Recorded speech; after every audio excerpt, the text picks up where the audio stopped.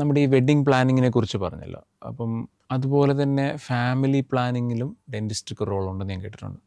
എനിക്കത് ഒരു രീതിയിലും അതിൻ്റെ കണക്ഷൻ എനിക്ക് കണ്ടെത്താൻ പറ്റിയിട്ടില്ല. പക്ഷേ അതിനെക്കുറിച്ചൊന്ന് പറയാമോ?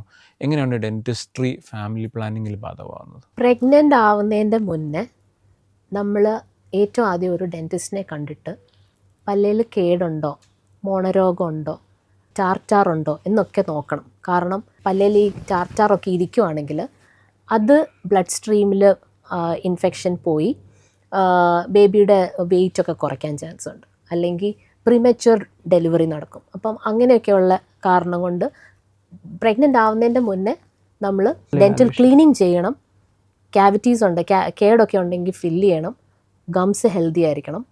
ഇതെല്ലാം അതിൻ്റെ മുന്നേ സ്ക്രീൻ ചെയ്തെടുക്കണം. എല്ലാം ഓക്കെ ആണോ എന്നറിയണം. ബൈ ചാൻസ് പ്രഗ്നൻ്റ് ആയി കഴിഞ്ഞിട്ട് ഭയങ്കര കേട് പ്രോഗ്രസ് ആയി, പെയിൻ കൂടി, പിന്നെ നമുക്ക് എക്സ്റേ എടുക്കാൻ പറ്റില്ല. ആൻറ്റിബയോട്ടിക് കഴിക്കാൻ ലിമിറ്റേഷൻ ഉണ്ട്. എക്സ്റേ എടുക്കാത്തതുകൊണ്ട് നമുക്ക് റൂട്ട് കനാലാണോ ചെയ്യേണ്ടത്, പല്ലെടുക്കുവാണോ, ഒരു പിടിയും കിട്ടില്ല. എന്താ സിറ്റുവേഷൻ എന്ന് മനസ്സിലാവില്ല. അപ്പോൾ അതുകൊണ്ട് എപ്പോഴും ഒരു ഫാമിലി പ്ലാനിങ്ങിൻ്റെ മുന്നേ ഡെൻറ്റൽ ചെക്കപ്പ് ചെയ്യുന്നത് അത്യാവശ്യമാണ്.